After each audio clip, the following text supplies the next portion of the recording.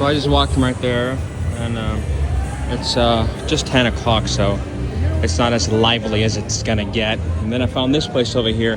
They got a sports lounge over there. Let's see what's... Oh, they play pool in there. That's pretty cool. That's... Man, you know, I must have done something right. I mean, if there is a God, which I believe there is, I must have done something incredibly amazing. Maybe because I've literally saved the lives of hundreds of people due to my donations, blood plasma donations. Pretty interesting. Josh in his fucking early 20s would have loved this place, even in his mid-20s. Actually, I still do. It's just that now that I gotten older, I have to take care of my liver. Because I was drinking like a motherfucker. Like, I would be drunk 72 hours straight. I would drink like crazy. Show up to an airport drunk. Get drunk at the airport. Well, I mean, let's see. Oh, yeah. Basically, I remember before going to the airport, I slammed maybe a few pints. And then when I got to the airport, I started drinking. And then when I went through custom, I kept on drinking. Went straight to the liquor store and I kept on drinking. And I forgot if I went on the plane, I ordered more alcohol. That's how I used to be. This one time I landed in Spain and I fell on my ass on the customs line.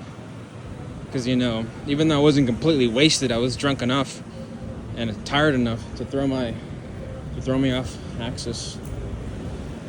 Central Pattaya Edge. You know, I just found out what gooning means. Like, I was hearing the word gooning everywhere on my travels, and I asked ChatGPT, and ChatGPT wasn't telling me. It was literally beating around the bush, being nuanced, and I'm like, what the fuck, dude? What the fuck?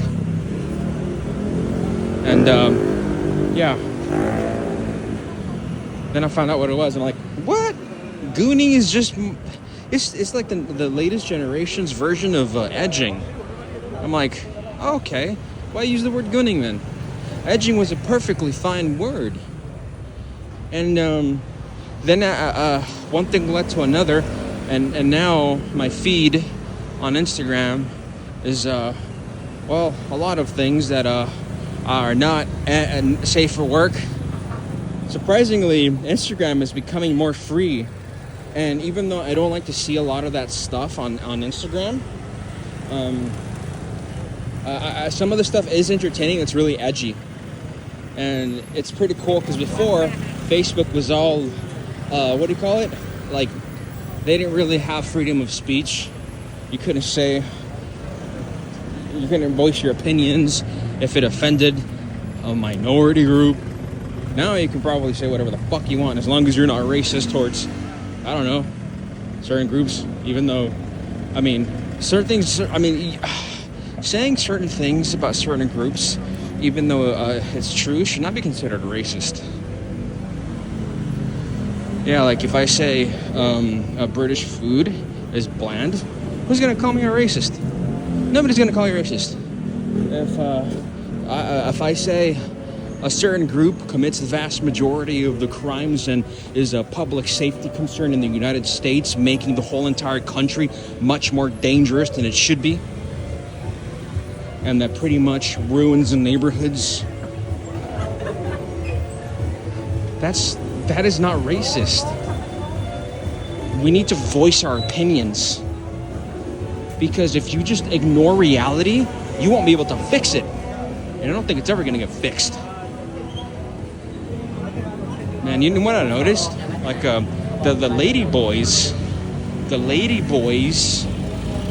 most of them are on the streets. It's street lady boys. Like, there's some brothels that have lady boys here, but, you know, it's very few. Like, a lot of people, like, okay, 10% of millions is hundreds of thousands of prostitutes. So, I mean, that means there's a lot more ladyboys here than, like, that are selling themselves in the United States or almost anywhere else in the world. But that's only a minority. Like, most people don't know that ladyboys are literally the minority within the sex industry here in Thailand. Central Pattaya. I like going there. I just got out of a legit massage right now, and it was pretty cool. It was different, new, because normally like they put you like on a mat on the floor, and this one was one of those like cots, kind of like a cot, maybe not a cot, but because I've gotten massages before, and they stand on your back, and most of the time it fucking hurts. Because like the woman might be like 170 pounds or something like that. And today the girl was like fucking skinny. She was like, she was 21 and she weighed like 100 pounds. So when she was standing on me, and it didn't hurt. You can get legit massages here for like $6 hour massages. The same massages in fucking other parts of the world will probably set you back, like in California, I don't know, at least 100. Maybe not even 100. Probably more than 100. Minimum maybe $40. But think about it, like, would you rather have a massage for freaking $6 or $40? That's north of 10 times as much that it costs here. Well, not really. I mean, yeah. But like north of 10, like 7 times, 6 times the cost. And in California, the cheapest. But if there's places here that are more on the expensive side, like there's places here where the massages are maybe $7 instead of $6, $8.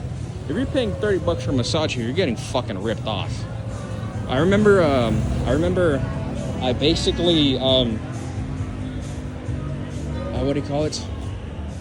I forgot what I was gonna say. I got lost. There's a lot of Russians here. It's crazy how many there are here. And one thing that I've noticed is that Russian women, like almost all of their most Russian women are beautiful. We all know that. But what most men don't know is that most of the Russian women's boyfriends are ugly or fat or plain Jane. I saw this extremely skinny young woman, blonde, blue eyes, really fit, with this freaking like fucking 300 pound, that's like 140 kilo man that's older, like 10 plus years older, that was balding. But they told me, the Slavs in the past, that women in Russia and Ukraine, they do like the looks, but they can't be too picky because of the situation over there. So they just go after a man that can provide, a man that will be a good father, that can take care of the family,